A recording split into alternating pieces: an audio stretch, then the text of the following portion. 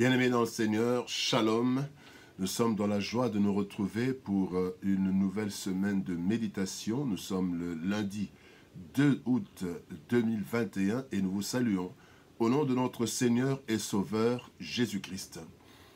Nous allons lire pour notre méditation du jour la lettre de Paul aux Éphésiens, chapitre 3, versets 20 à 21. Éphésiens 3, 20 et 21.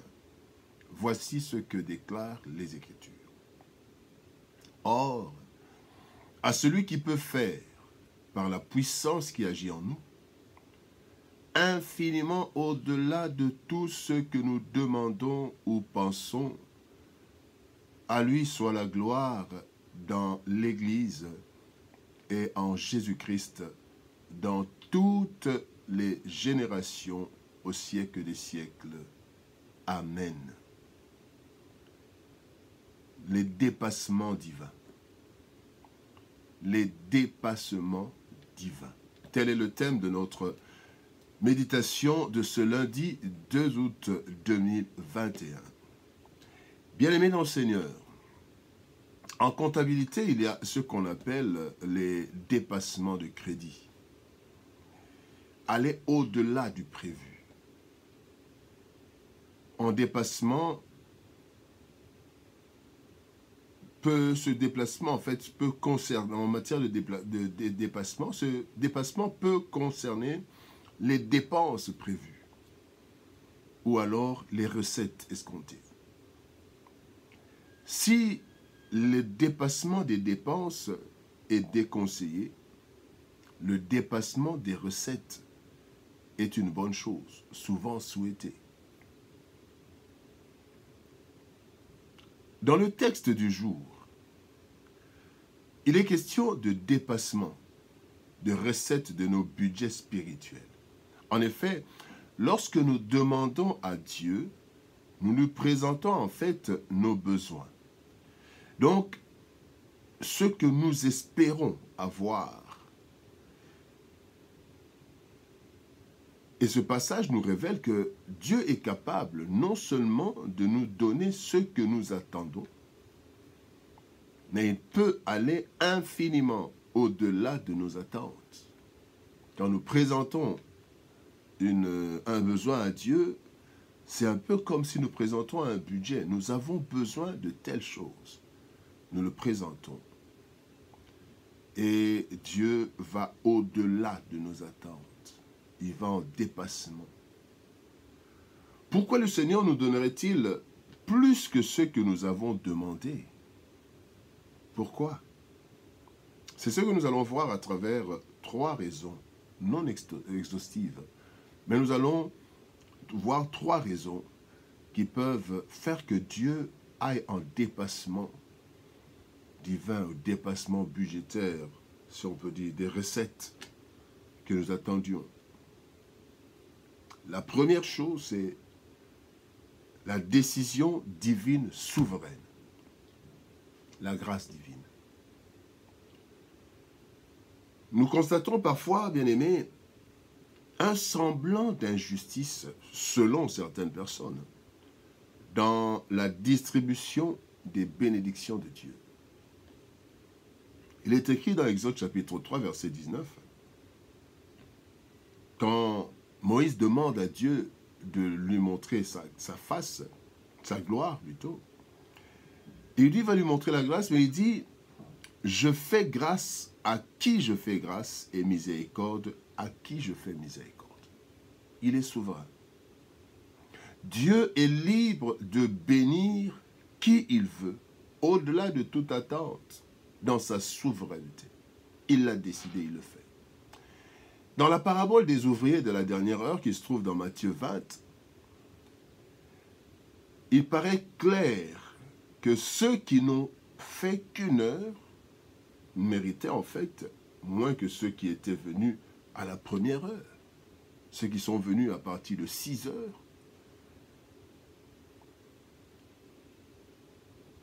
Et d'autres qui viennent vers 17 heures. Il était clair que ceux qui sont venus le matin devaient avoir plus. Mais voici la réponse de Dieu au murmure des premiers ouvriers. Parce qu'en fait, pour ceux qui connaissent le texte, il y a des personnes qui sont venues à 6 heures, ils ont commencé à travailler, d'autres sont venus à 17 heures, ils ont commencé à travailler. Ils donnent le même salaire à ceux qui avaient travaillé à partir de 6 heures et à ceux qui avaient travaillé à partir de 17 heures. Et ceux qui avaient commencé le matin ont murmuré. Voici la réponse de Jésus. Ne m'est-il pas permis de faire de mon bien ce que je veux? Ou vois-tu de mauvais œil que je sois bon? Matthieu chapitre 20, verset 15. Ainsi, Dieu donne autant qu'il veut à celui qui veut, même si cela peut paraître injuste aux yeux des autres. Il donne plus, parce qu'il l'a décidé. Décision divine souveraine.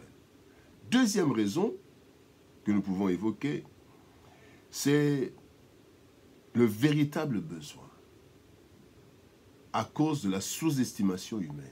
Qu'est-ce qui se passe? Nos limitations, bien-aimés, nous font demander parfois à Dieu moins que ce dont nous avons vraiment besoin, pour plusieurs raisons. Pourquoi parfois nous demandons, certaines personnes demandent moins que leurs besoins? La première raison que nous pouvons évoquer, c'est que nous nous estimons indignes de grandes choses. Vous savez, parfois, il y a des personnes qui n'ont pas mené une bonne vie, ou qui ont un problème, qui ont un péché ou quoi, et quand ils demandent, il y a cet élément, ils se trouvent eux-mêmes indignes de grandes choses. Nous avons le cas de l'enfant prodigue. L'enfant prodigue va dire au père, « Père, je peux même rentrer, être un simple serviteur. » Parce qu'il trouvait qu'il n'était pas digne. Il dit, « je peux même être un simple serviteur. » Alors qu'il était fils. Mais Dieu, le Père, lui a donné plus que ce qu'il attendait. Le véritable besoin. Deuxième raison, c'est que nous sous-estimons parfois nos vrais besoins. Nous sous-estimons. Peut-être pour quelques raisons, mais nous disons que non, cela me suffit, alors que cela ne suffit pas. La troisième raison, c'est que nous ignorons, et là quand nous sous-estimons, c'est que nous trouvons que ça peut aller pour moi, alors que non, c'est pas ça. Nous ignorons, troisième raison, nous ignorons la grandeur de Dieu et demandons des choses raisonnables selon nous. Non, je ne peux pas demander tel montant, je ne peux pas demander de devenir tel. Non. Est-ce que Dieu peut? Non.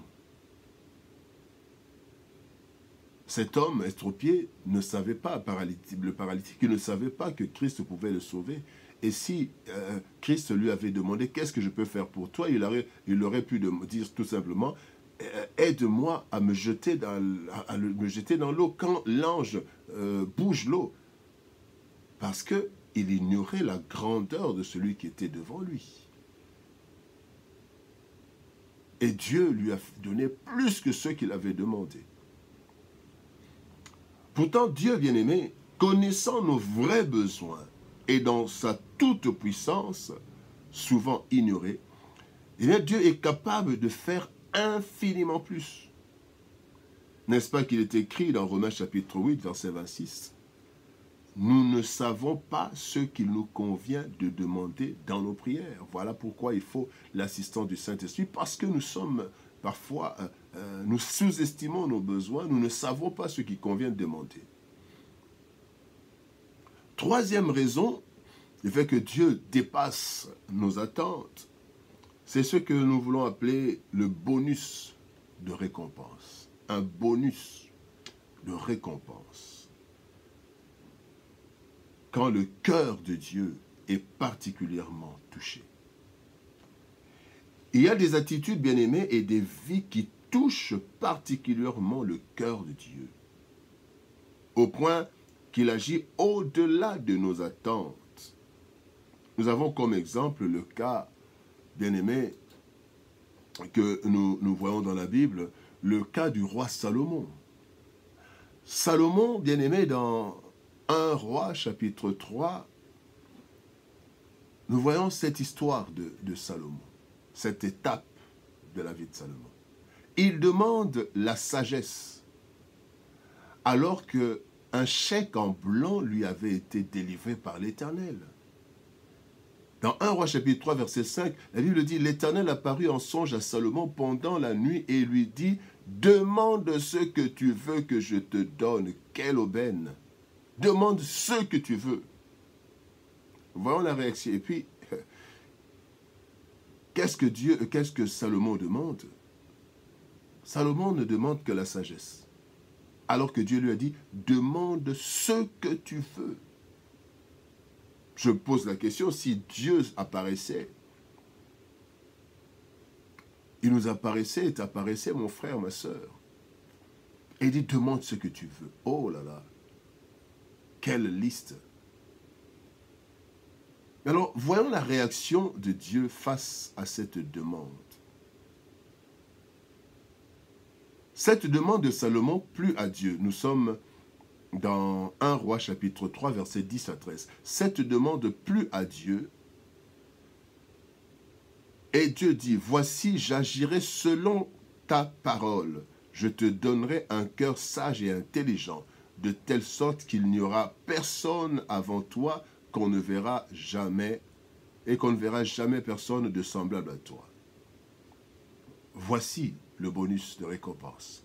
Je te donnerai en outre ce que tu n'as pas demandé, des richesses et de la gloire, de telle sorte qu'il n'y aura pendant toute ta vie aucun roi qui soit ton pareil.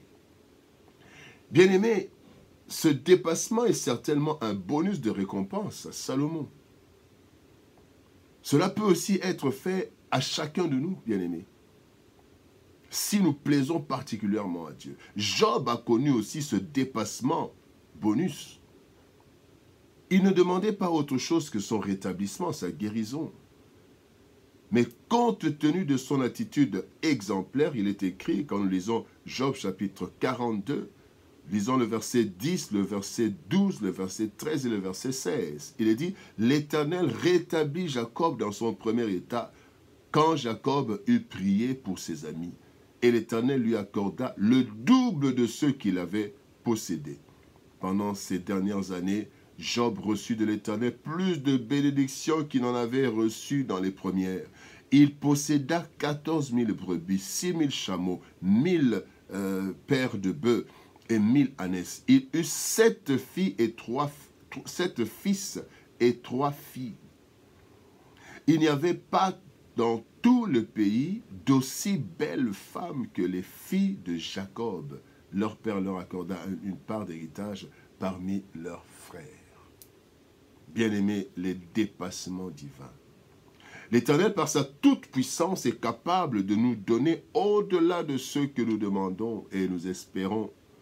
Ainsi, il est écrit dans 1 Corinthiens chapitre 2, verset 9, « Les choses que l'œil n'a point vues, que l'oreille n'a point entendues, et qui ne sont point montées au cœur de l'homme, des choses que Dieu a préparées pour ceux qui l'aiment. » Ces choses, bien-aimés, nous avons appelé le dépassement divin. Dieu nous les donne, soit par sa souveraineté, par souci de satisfaire nos vrais besoins, ou bien alors comme bonus de récompense par rapport à la qualité, à la vie qui plaît à Dieu. Que Dieu nous bénisse. Shalom, au revoir et à demain.